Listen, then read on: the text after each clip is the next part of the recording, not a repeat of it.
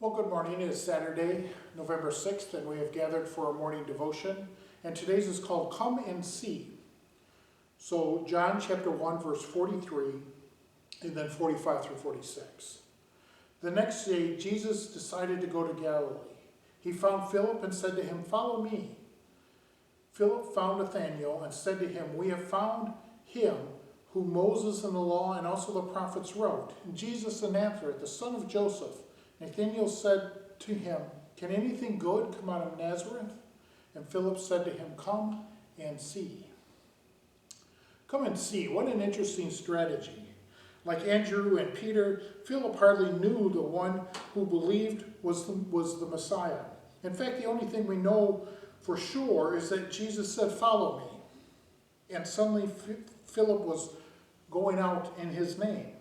But why? What occurred between the seeing and the following? Nathan's first few moments with Jesus gives us a clue. And so John chapter 1 verses 47 through 49. Jesus saw Nathanael coming toward him and asked him, "Behold, an Israelite in whom there is no deceit." And Nathan said to him, "How do you know me?"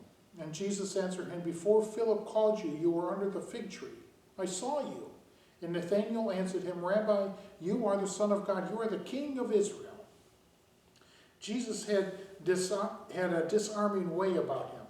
Nathanael was humoring his friend Nathanael and probably his own curiosity. But he was skeptical of Jesus and clearly a bit prejudiced.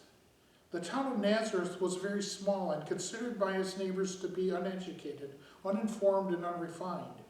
So in Nathanael's mind, anyone born and raised there couldn't be any Messiah they'd been waiting for. And he was quick to say it.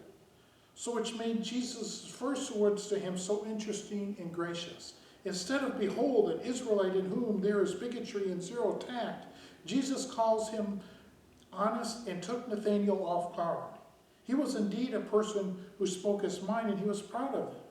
He was practical and learned and dealt in brass tacks. But how did the Nazarene know that? Because Jesus had been watching him. And not just while sitting under a tree.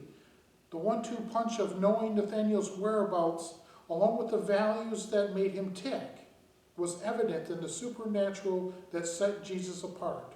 And so Philip's come and see strategy proved effective because Jesus did the convincing. As he always does, Jesus answered him, "Because I saw you. I saw you under a fig tree, you believe?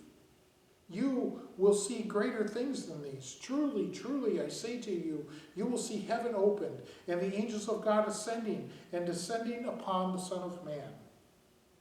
I imagine Nathanael's 180 made Jesus chuckle.